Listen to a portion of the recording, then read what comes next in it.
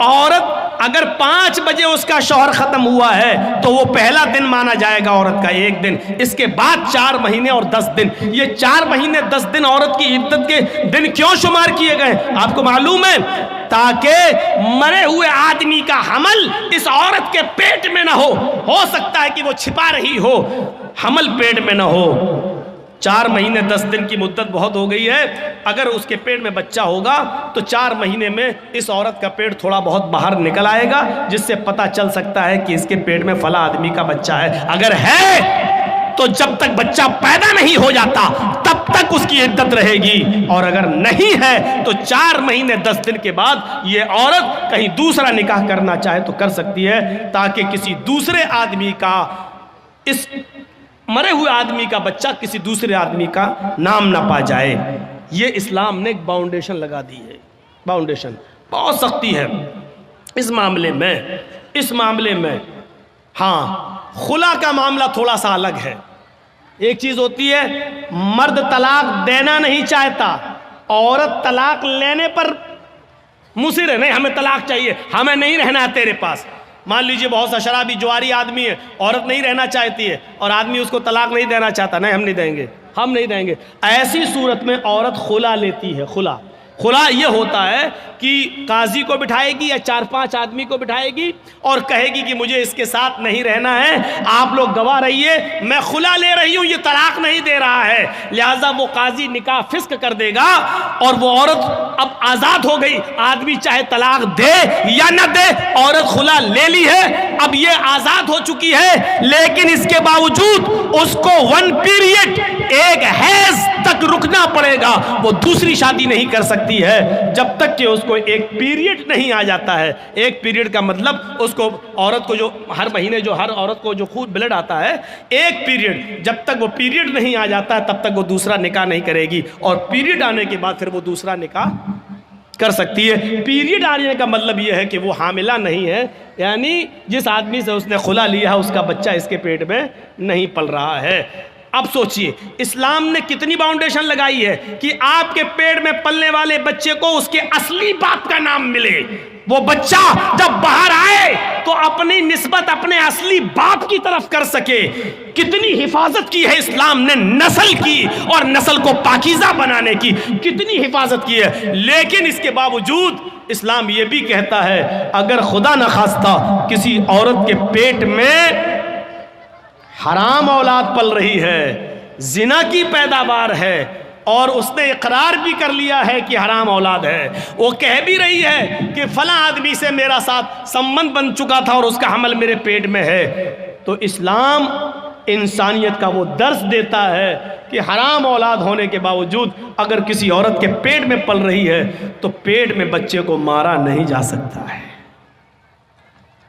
اگر اسلامی قانون کہیں ہے اور زناکار کی سزا پتھروں سے مار کے مار ڈالنا ہے، لیکن اگر وہاں یہ پتا چل جائے کہ اس عورت کے پیٹ میں بچہ ہے، اگرچہ ناجائز ہے، اگرچہ حرام ہے، تو اسلامی ملک بھی اس عورت کو سزا نہیں دے سکتا جب تک کہ بچہ پیدا نہ ہو جائے، کیونکہ غلطی اس کی ماں کی ہے، اس بچے کی نہیں جو پیٹ میں پل رہا ہے۔ غور کیجئے، اسلام حرام اولاد کو بھی مارنے کی اجازت نہیں دیتا ہے۔ جو عورتیں اپنے پیٹ میں حلال بچوں کو گرا دیتی ہیں ان کو اپنے بارے میں سوچنا چاہیے، کل قیامت کے دن یہ بچہ جس کو تم نے گرایا ہے اپنے پیٹ سے، قیامت کے دن یہ بچہ اپنے ماں کی پستان اور اپنے ماں کی چھاتیوں سے لٹکا ہوا آئے گا۔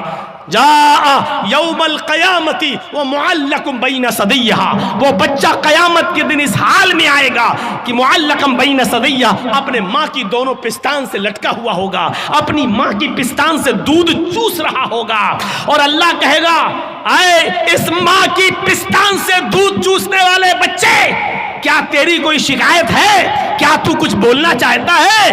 کیا تجھے اپنے رب سے کچھ کہنا ہے؟ اللہ اس کو زبان دے گا۔ وہ چھوٹا سا بچہ جو اپنے ماں کی پستان سے دودھ چوس رہا ہوگا، اپنی زبان ہٹائے گا، اپنا منہ ہٹائے گا، یقول، اور اللہ سے شکایت کرے گا، یا ربی ہذہ امی قتلتنی، اللہ یہ میری ماں ہے جس کا دودھ میں پی رہا ہوں، جس کی پستان سے میں لٹکا ہوا ہوں، اللہ یہ میری ماں ہے جس نے دنیا میں مجھے مار ڈالا تھا، اللہ یہ میری ماں ہے جس نے دنیا میں مجھے قتل کر دیا تھا، ہذہ امی قتلتنی، اللہ یہ میری ماں ہے جس نے دنیا میں مجھے مار ڈالا تھا، اللہ یہ میری ماں ہے جس نے دنیا میں مجھے قتل کر ڈالا تھا، اے اللہ یہ دنیا میں میری نہ ہوئی، تو اس کا مت ہو، اس کو بھی تو جہنم میں پھینک دے۔ اللہ رب العالمین پھر اس عورت کو جس نے دنیا میں اپنے بچے کا مرڈر کیا بنا کسی غلطی کے، بنا کسی پریشانی کے،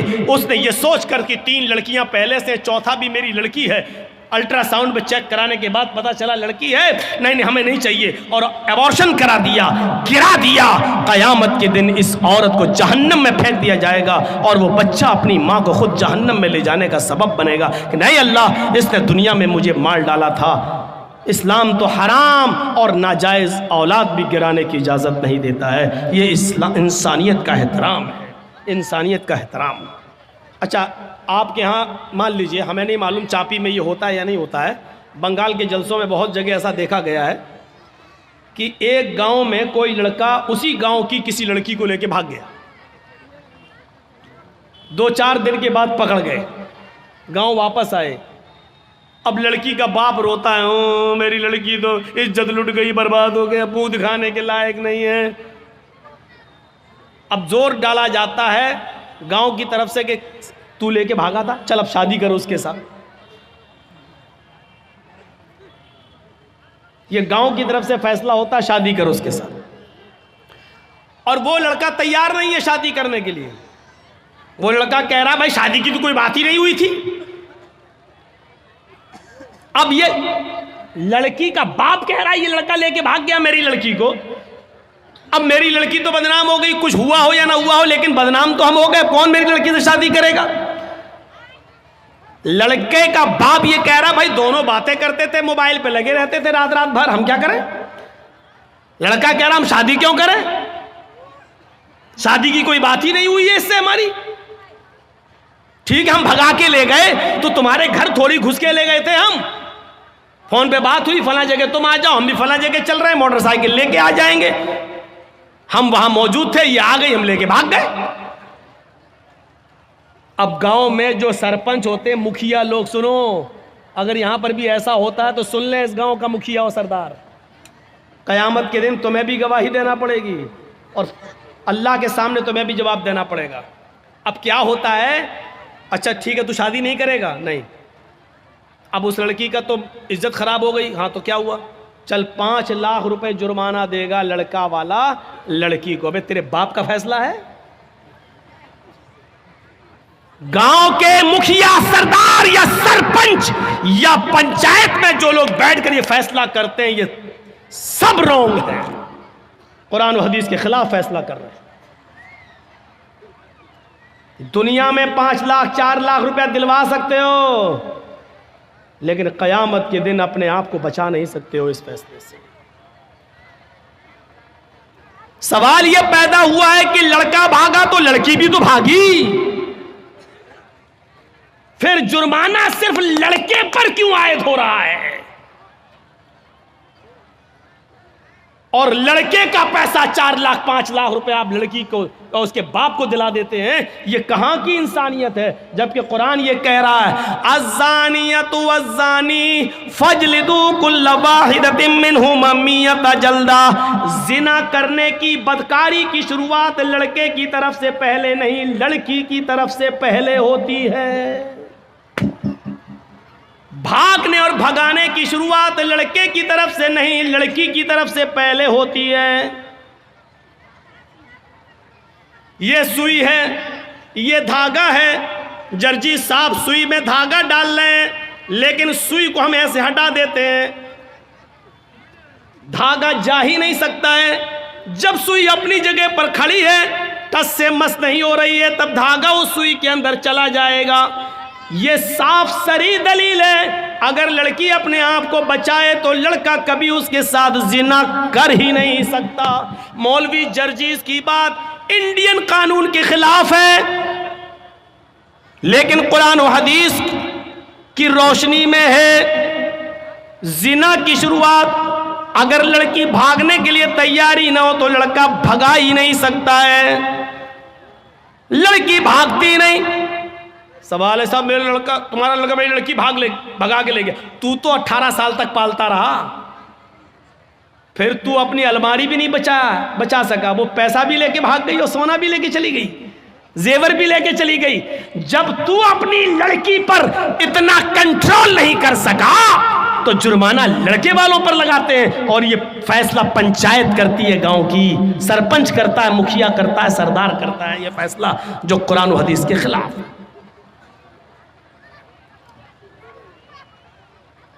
شادی ہو سکتی ہے یا نہیں وہ ایک الگ مسئلہ ہے، وہ الگ جانے دیجئے۔ سوال یہ ہے کیا جرمانہ لڑکے کے اوپر عائد ہوگا، جبکہ بھاگنے میں دونوں نے برابر کی بھاگیداری لی ہے؟ کوئی لڑکا زبردستی گھر میں گھس کر لے کر تو نہیں گیا تھا، آپ کی لڑکی بھی گھر سے نکلی، لڑکا بھی نکلا، دونوں نکلے، ایک ہفتہ غائب رہے پھر آئے، وہ ایک الگ مسئلہ ہے۔ لہذا جرمانہ عائد ہونا چاہیے تو دونوں پر ہونا چاہیے، کوڑے پڑنا چاہیے تو دونوں پہ پڑنا چاہیے، سنسار ہونا چاہیے تو دونوں کو ہونا چاہیے، اگر سزا ملنی چاہیے تو دونوں کو برابر ملنی چاہیے۔ آپ یہاں لڑکے پر 5 لاکھ 2 لاکھ 3 لاکھ کا جرمانہ لگا کر آپ سزا نہیں دے رہے ہیں، بلکہ لڑکے سے لڑکی کو ایوارڈ دلوا رہے ہیں، انعام دلوا رہے ہیں۔ اب گاؤں کی اور دوسری لڑکیوں کو یہ اتساہن مل رہا ہے کہ ہم بھاگ رہے ہیں، اگر شادی ہوگی تب بھی ٹھیک، اور نہیں ہوگی تو 5 لاکھ روپیہ ہمیں ویسے بھی مل جائے گا، اس 5 لاکھ روپے میں تو ہم دوسری شادی بھی کسی اور سے اچھی طریقے سے کر سکتے ہیں۔ سن لو، اس جرمانے پر جن لڑکیوں کے حوصلے بڑھتے ہیں ان کا گناہ بھی ان پنچایتوں کے سر پہ رکھا جائے گا۔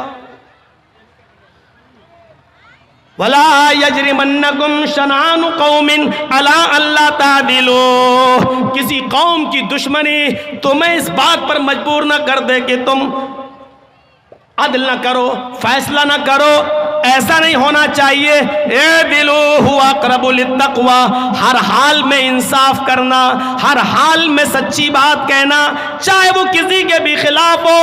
حضرت علی رضی اللہ تعالیٰ عنہ کی ایک زرہ کیا ہوتی ہے آپ کو بتاؤں؟ زرہ ہوتی ہے، جنگ میں جب لڑا جاتا تھا تو ایک لوہے کی قمیص کی طرح یا کرتے کی طرح ایک وہ ہوتا تھا، وہ اپنے گلے میں ڈال لیا جاتا تھا تاکہ دشمن کا تیر سینے میں نہ لگے، اس لوہے پر لگ جائے، تیر آئے، کھنجر آئے، تلوار آئے تو وہ لوہے پر لگے، تو اس کو بولتے تھے زرہ۔ تو جنگ میں جاتے تھے تو زرہ پہن لیتے تھے صحابہ۔ حضرت علی کی بھی ایک زرہ تھی جو گھر کے باہر رکھی ہوئی تھی، حضرت علی اندر چلے گئے، زرہ باہر رکھی رہی، جب گھر سے باہر آئے تو زرہ غائب ہو گئی۔ پانی ہے؟ ٹھیک ہے، چلو آج پی لیتا ہوں۔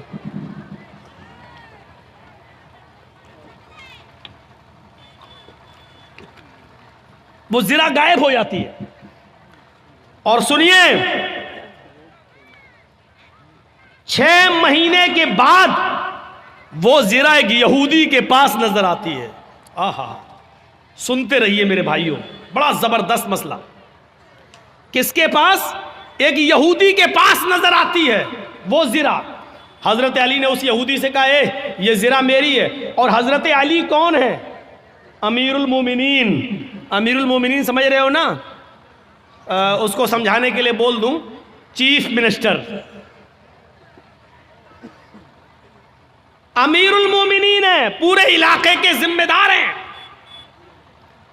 یہودی سے کہتے ہیں، یہودی یہ زرہ تو میری ہے، تیرے پاس کہاں سے آئی؟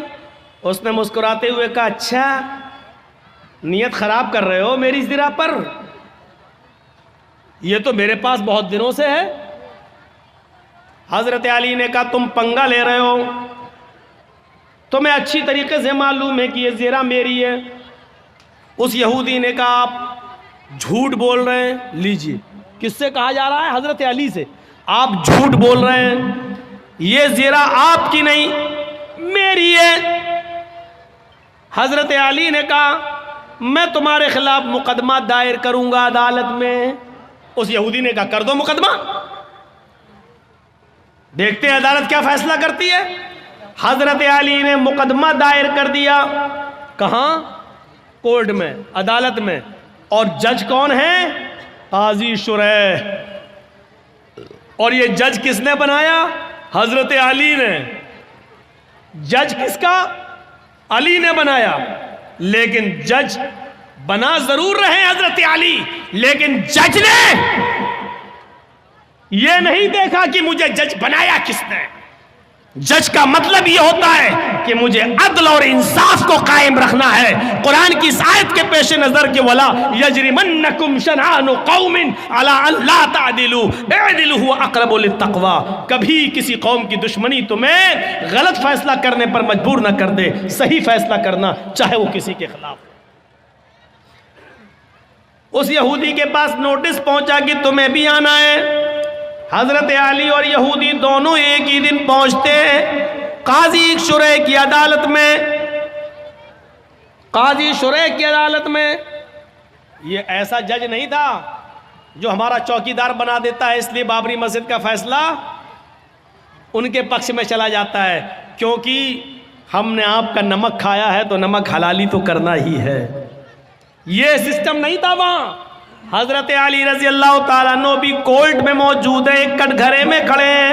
یہودی بھی دوسرے کٹ گھرے میں کھڑا ہے. پوچھا ہے علی مقدمہ آپ نے دائر کیا ہے، بتاؤ کیا پرابلم ہے؟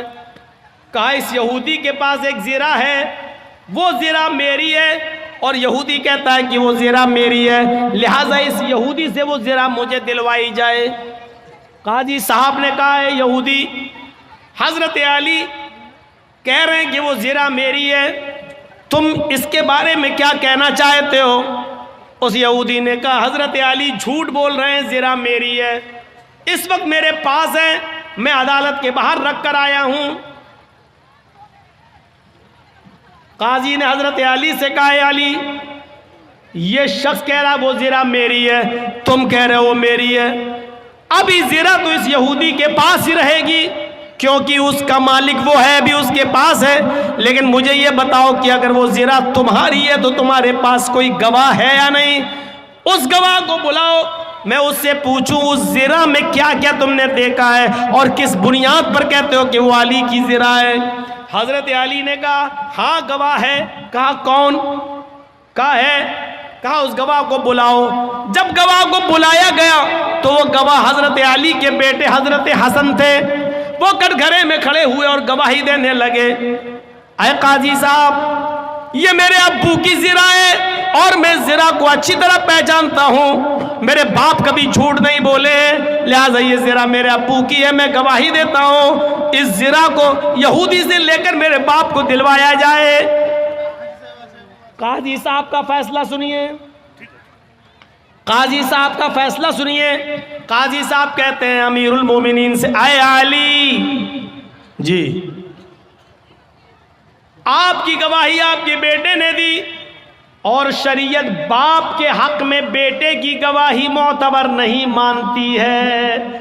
شریعت کہتی ہے، قرآن و حدیث کہتی ہے باپ کی گواہی اگر بیٹا دے تو اس گواہی کو نہیں مانا جائے گا کیونکہ بیٹا اپنے باپ کے خلاف بولتا ہی نہیں ہے، وہ اپنے باپ کی حمایتی میں بولتا ہے. لہٰذا کوئی دوسرا گواہ لاؤ، آپ کے بیٹے کی گواہی شریعت کے مطابق قبول نہیں. حضرت علی نے کہا ایک دوسرا گواہ بھی ہے میرے پاس. اپنے غلام کو بلایا. جب غلام کر گھرے میں آتا ہے حضرت علی نے کہا یہ میرا گواہ ہے. غلام نے گواہی دی کہ یہ زیرہ علی کی ہے، ہمارے آقا کی ہے. حضرت جج صاحب نے پوچھا قاضی صاحب نے کہ تم کون ہو؟ کہا میں ان کا غلام ہوں. فرمایا قمبر نام ہے میرا، میں ان کا غلام ہوں. کہا ہے علی شریعت کہتی ہے مالک کے حق میں غلام کی گواہی بھی قبول نہیں کی جاتی ہے، کیونکہ غلام اپنے آقا کے خلاف، اپنے مالک کے خلاف بولتا ہی نہیں ہے، اس کے اوپر اپنے مالک کا پریشر ہوتا ہے، وہ جانتا ہے کہ اگر اپنے مالک کے فیور میں نہیں بولا تو گھر مار کھائیں گے، ہمیں مارا جائے گا، ستایا جائے گا، لہذا مالک کے حق میں غلام کی گواہی بھی قبول نہیں۔ اے علی، معذرت کے ساتھ آپ کی غلام کی گواہی بھی قبول نہیں کی جائے گی، کوئی اور گواہ ہو تو لاؤ۔ حضرت علی نے کٹ گھرے میں کھڑے ہو کر کہا، اے جج صاحب، قاضی صاحب، ان دو گواہیوں کے علاوہ میرے پاس اور کوئی گواہی نہیں ہے۔ آج کل تو 100 روپے میں جھوٹے گواہ مل جاتے ہیں، میرے پاس اور کوئی گواہی نہیں ہے۔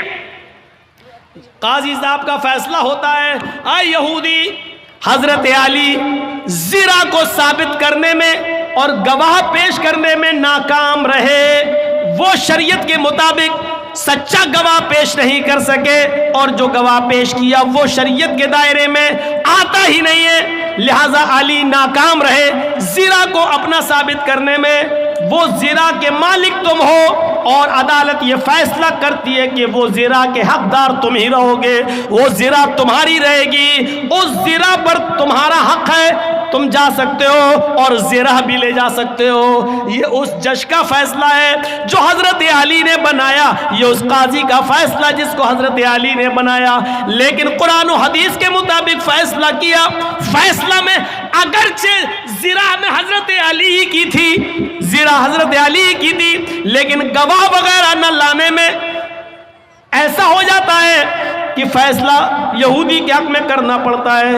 یہودی اس زنا کو اٹھاتا ہے، کٹ گھرے سے باہر نکلتا ہے، کہتا ہے جج صاحب آپ کے فیصلے کو سلام کرتا ہوں، آپ نے وہی فیصلہ کیا جو قرآن و حدیث میں بتایا گیا، آپ نے وہی فیصلہ کیا جو محمد رسول اللہ نے بتایا، آپ نے وہی فیصلہ کیا، اور میں یہی دیکھنا چاہتا تھا کہ امیر المومنین علی کے ہوتے ہوئے مجھ پر جبر تو نہیں کیا جاتا، ظلم تو نہیں کیا جاتا۔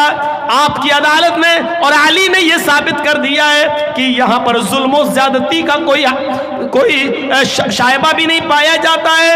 اب میرا فیصلہ سن لیجئے جج صاحب، قاضی صاحب، حضرت علی سچے ہیں، یہ زنا حضرت علی ہی کی ہے، یہ دروازے کے باہر رکھی ہوئی تھی، کوئی نہیں تھا، میں اس کو اٹھا لایا، 6 مہینے تک میں نے اس کو چھپایا، اور ایک دن جان بوجھ کر 6 مہینے کے بعد میں علی کے سامنے آ گیا تاکہ علی میری زنا کو دیکھ لے، پھر دیکھیں کیا ریئیکشن لیتے ہیں۔ پھر ساری پرتکریا عدالت کے مطابق چلتی ہے، اور ہم نے دیکھا اس پورے معاملے میں ظلم و ستم نہیں ہوتا ہے، لہذا یہ زنا علی کی ہے، میں علی کو دے رہا ہوں، اور آج اس بات کا اقرار بھی کرتا ہوں کہ آپ نے قرآن و حدیث کے مطابق سچا فیصلہ سنایا۔